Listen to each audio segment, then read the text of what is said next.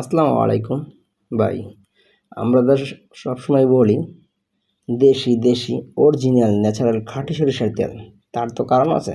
আর কারণ হলো এই যে দেখতেছেন সরিষার মাঠ, এটা কিন্তু আমাদের বাড়ি থেকে 4-5 মিনিট হাঁটলেই সরিষার মাঠ দেখা যায়।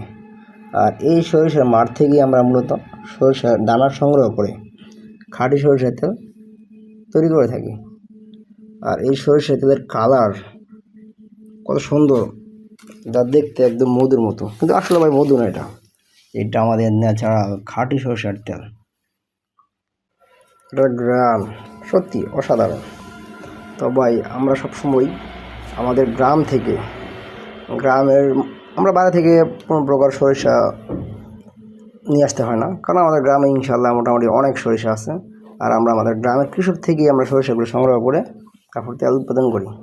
আর ওই তেলগুলি আপনাদের কাছে দিয়ে থাকি, যার ফলে আমরা সবসময় বলতে পারি দেশি খাঁটি 100% অর্গানিক ভেজালমুক্ত সরিষার তেল।